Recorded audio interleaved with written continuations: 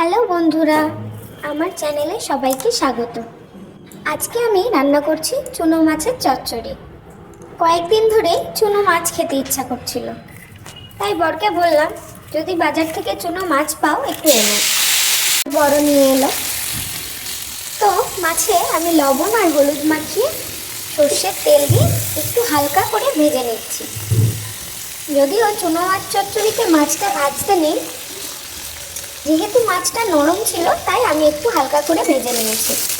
আমার দিদিমা এরকমভাবে চুনো মাছ রান্না করতো।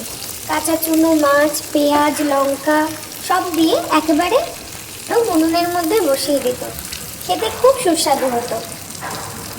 দেখো, মাছটা হালকা ভেজে নিয়ে তার মধ্যে আমি কাঁচা পেঁয়াজ আর কাঁচা লঙ্কা কুচিয়ে দিয়ে দিয়েছি। এরপর এটাকে আমি ভালো করে মিশিয়ে নিচ্ছি। চুনো মাছ চচ্চড়িতে পেঁয়াজটা একটু বেশি দিতে হয়, তাহলে খেতে বেশি ভালো লাগে। পেঁয়াজটা তেলে ভাজাও হবে না, এদিকে মজে যাবে, খেতে অন্যরকমই লাগে।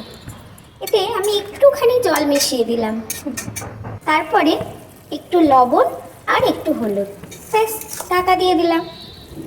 দিয়ে এটাকে একটুখানি ভালো করে সেদ্ধ হতে দেবো। দেখো, আমি লঙ্কাগুলোকে একটুখানি গালিয়ে নিচ্ছি, ঝাল ঝাল হলে খেতে আরও বেশি ভালো লাগে। এবার রান্নাটা হয়ে গেলে ওর মধ্যে একটু বেশি করে সর্ষের তেল দিয়ে দেব। তারপর আর কি, হয়ে গেল আমাদের রান্না।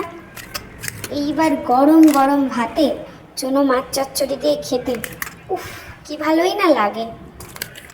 খেতে খেতে আমার ছোটবেলার কথা মনে পড়ে যাচ্ছিল। মেনুতে চুনো মাছ চচ্চড়ির সঙ্গে ছিল শাক ভাজা আর আলু বাটা, আর সঙ্গে একটু লেবু।